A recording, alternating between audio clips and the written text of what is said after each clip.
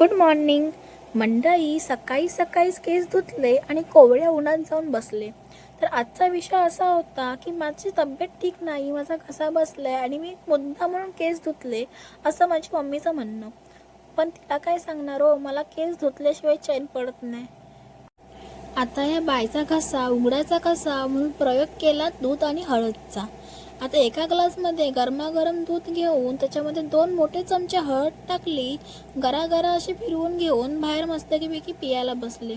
आता ते दूध पिता पिता आठवलं की माझं बाजारात काहीतरी काम आहे, म्हणून पटकन अशी तयारी केली आणि निघाले बाजारात जायला. जाता आता ह्या फुलाने स्वागत केलं आणि घाटी उतरायला मी सुरुवात केली. आता आजचं वातावरण एवढं भारी होतं की मस्तपैकी ऊन पडलेलं होतं आणि दिवसभर पाऊस नव्हता. त्यानंतर घरी आले तर मम्मी बनवत होती जेवण. जेवणामध्ये आमच्याकडे आज माशाची मेजवानी होती. जेवण तयार होतं म्हणून बाहेर मस्तपैकी जेवायला घेतलं. गरमागरम भातावर माशाचा रस्सा आणि बरोबर माशाची फ्राय अशी कणकी घ्यायची आणि मस्तपैकी जेवण करून घेतलं. आता पोटभर जेवण केलं आणि निघाले हॉस्पिटलला जायची तयारी करायला. आज जाता जाता बाबूला बाय बाय केलं आणि निघाले हॉस्पिटलला. चला मग भेटू उद्या.